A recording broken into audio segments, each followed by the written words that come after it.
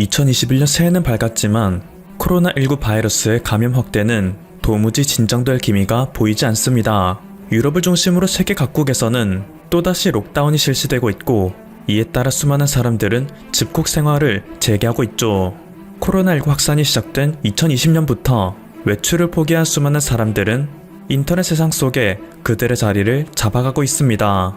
지난 5일 일본의 JB 프레스에서는 코로나의 재난이 닥친 지금이야말로 일본의 콘텐츠를 세계에 발신할 수 있는 기회라는 제목의 기사를 기고하였습니다.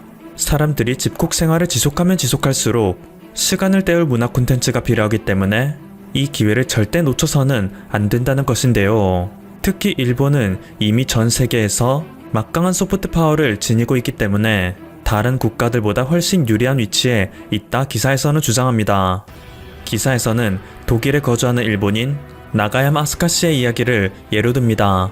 하루에 2만 명대의 코로나19 신규 확진자가 발생하는 독일에서 유일하게 나가야마 씨의 흥을 돋우는 것은 온라인 게임입니다. 수많은 세계인들과 팀을 이루어 게임을 하다 보면 자연스레 자신의 개인적인 이야기도 하게 된다는데, 나가야마 씨가 스스로를 일본인이라고 밝히면 수많은 외국인들이 큰 호감을 보이며 다가온다 합니다.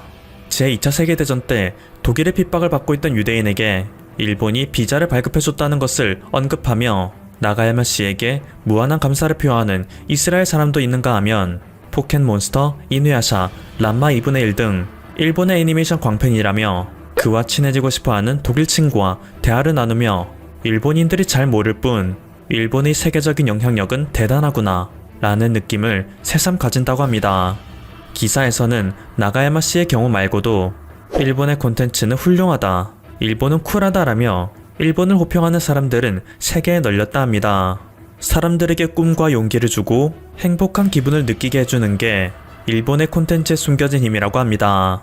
현재 일본 열도를 휩쓸고 있는 일본 최강의 문화 콘텐츠는 귀멸의 칼날이라고 해도 과언이 아닙니다.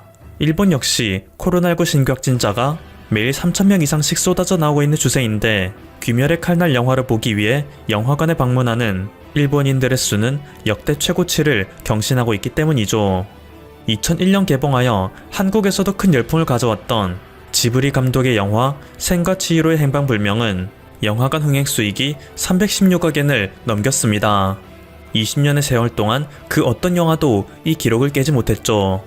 하지만 2020년 개봉한 귀멸의 칼날은 321.2억 엔의 수익으로 센과 치히로의 행방불명을 제쳐버렸습니다.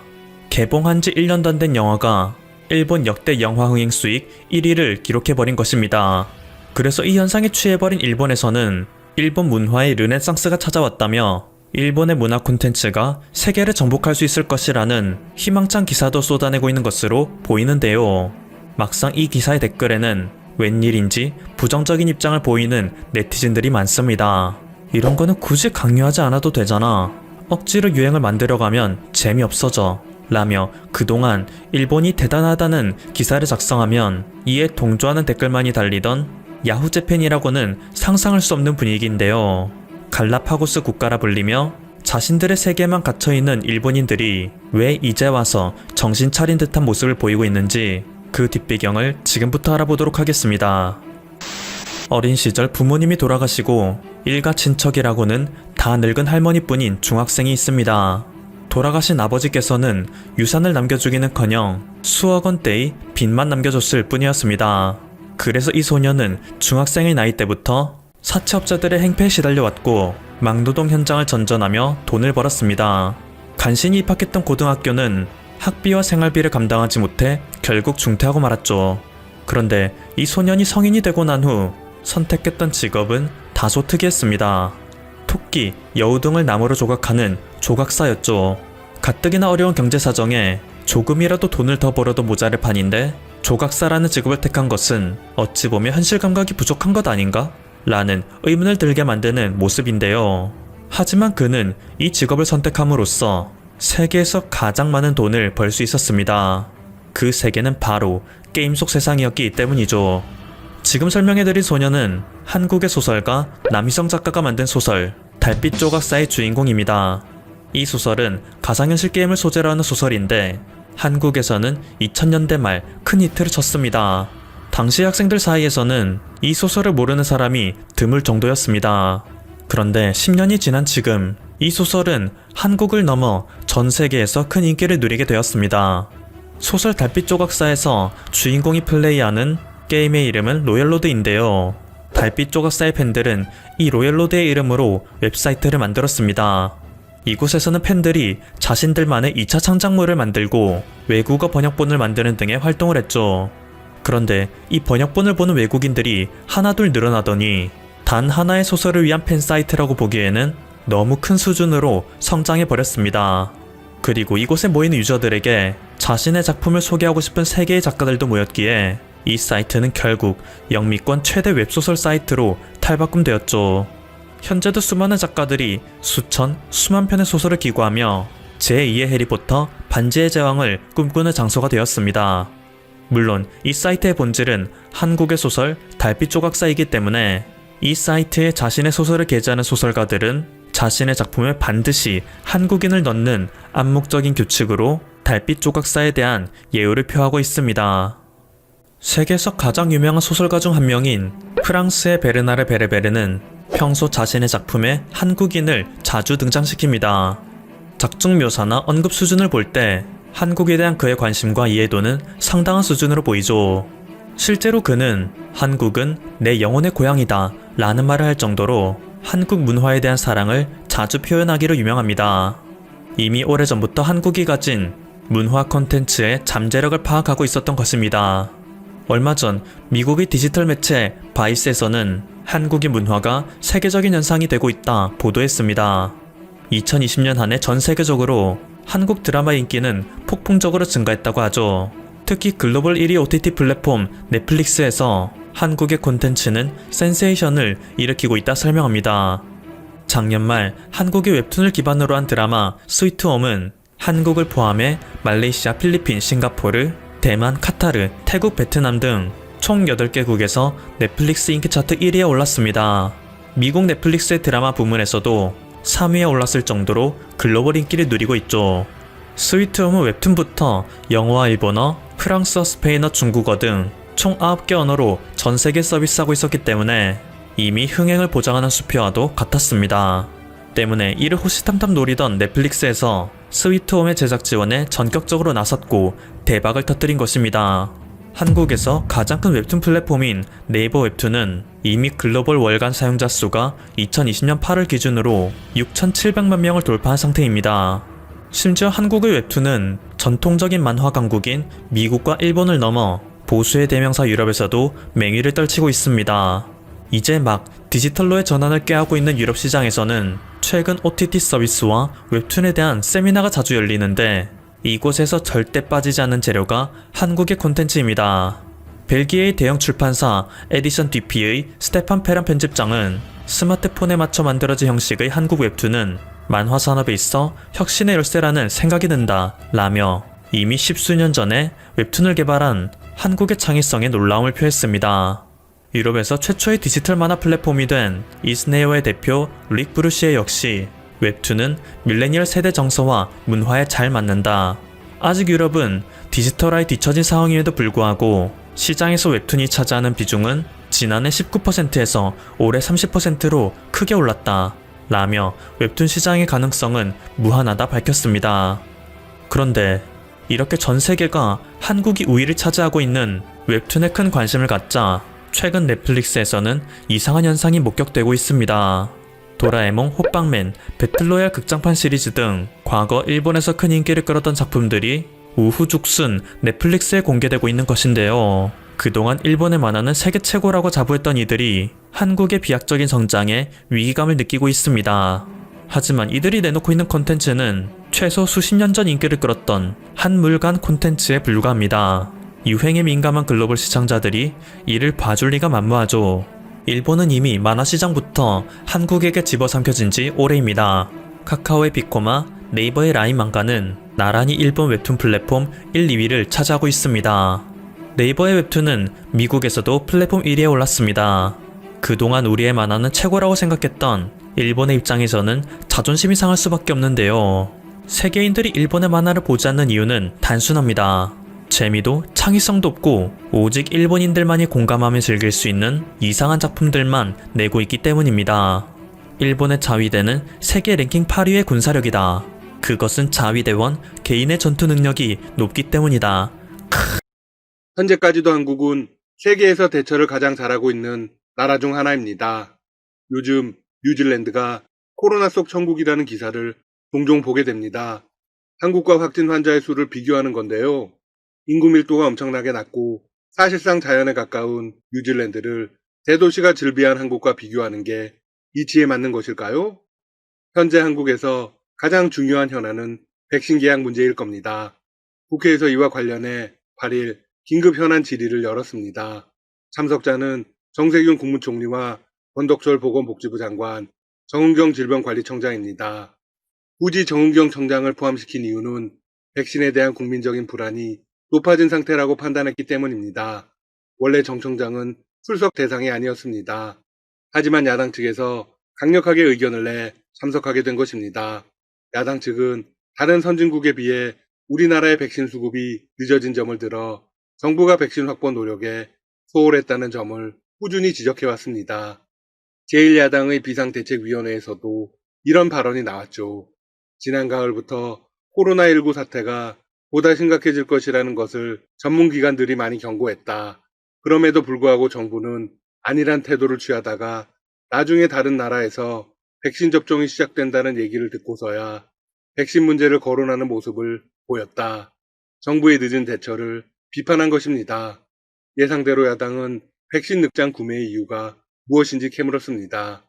구매 과정에서 정부의 혼선이 있었는지, 정은경 청장이 잘못한 건지, 청와대가 잘못한 건지 따져봐야 한다고 주장했죠. 그런데 현재 상황에서 잘잘못을 따지는 게 중요한 걸까요? 사태가 모두 해결되고 난 뒤에 책임을 물어야 정상적인 것이 아닐까요?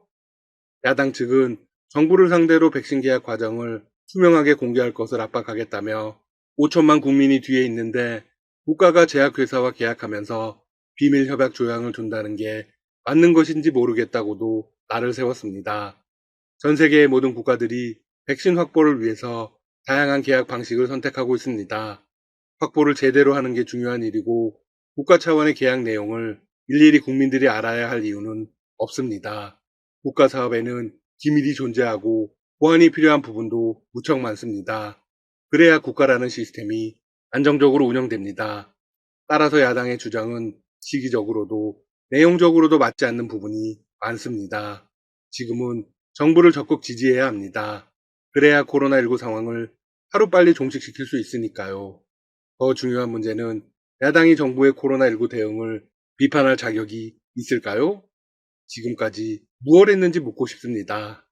여당은 백신의 안전한 공급에 초점을 맞춰 정면 돌파하겠다는 계획을 밝혔습니다. 그리고 야당 측이 백신에 대한 국민의 과도한 불안을 조성한다고도 비판했습니다. 백신을 무조건 빠르게 들여와서 빠르게 맞는 게 능사는 아닙니다. 한국은 한때 신규 환자가 1000명을 넘기도 했습니다. 하지만 지금은 진정세로 들어섰고 오늘은 600명대입니다. 안정성에 대한 확실한 검토 없이 백신을 접종할 시기가 아니라는 겁니다. 아마 백신을 접종하라고 해도 국민들이 적극적으로 응하지 않을 가능성이 높습니다. 또한 집단 면역에 이르기 위해서는 백신에 대한 전략적인 접근이 필요합니다. 백신 수급이 문제가 아니라 보관, 유통, 접종에 이를 때까지의 체계가 잘 준비되어야 한다는 것이죠. 옆나라 일본의 상황을 좀 살펴볼까요? 이제 하루 확진 환자가 6,000명을 돌파했습니다. 결국 수가 총리는 긴급사태를 선포했죠. 일본 열도가 큰 충격에 빠졌습니다. 일본의 입장에서는 정은경 청장 같은 인재가 없는 것을 한탄하고 있습니다. 실제로 일본 언론들은 방역의 컨트롤 타워가 없다며 한국을 부러워했습니다. 백신을 한국보다 조금 일찍 확보했다고 사태가 달라지는 게 아닙니다. 중요한 문제는 또 있습니다. 방역에 있어서 가장 큰 적 중의 하나는 가짜뉴스로 인한 불필요한 불안감 조성입니다. 국민들에게 현재 상황을 사실과 과학적 근거에 기초해 잘 설명해야 할 시점입니다. 이외에도 국회 현안 질의에서는 실내 체육시설 등 집합금지 대상 시설 간 형평성 문제와 공공부문 인력 부족 문제 등이 다루어졌습니다. 정은경 청장은 앞으로 코로나19를 어떻게 대처할 것인지 설명했습니다.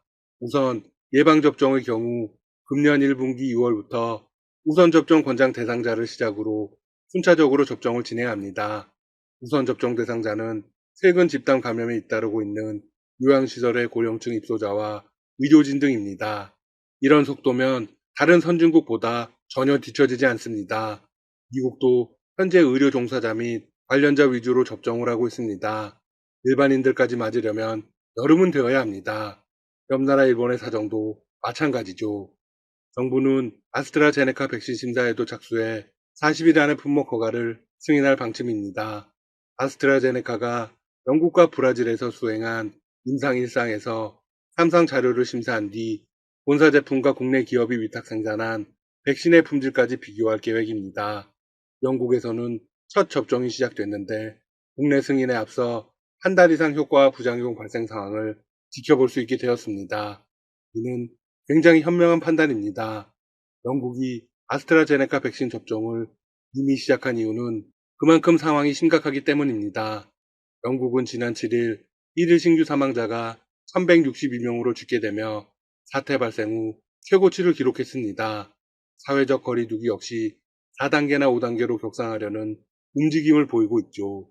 나라가 완전히 멈춰서는 것입니다. 한국이 얼마나 잘하고 있는지 극명한 비교가 되죠. 아스트라제네카에 이어서 2분기에는 얀센, 3분기에는 화이자 접종이 이루어지게 됩니다. 한편 백신의 안정적 접종 추진을 위한 코로나19 예방접종 대응 추진단도 8일 출범됩니다. 단장은 정은경 청장입니다. 현재 선 구매 계약이 완료된 백신은 아스트라제네카 1000만 명분, 얀센 600만 명분, 화이자 1000만 명분, 모더나 2000만 명분입니다. 이외에도 백신 공동구매 국제연합체인 코백스 퍼실리티를 통해서도 1000만 명분의 물량이 들어온다는 계획입니다. 관련해서 정은경 청장은 직접 입장을 밝혔습니다. 현재 모든 상황들을 조율해 업종 일정을 정리하고 있습니다.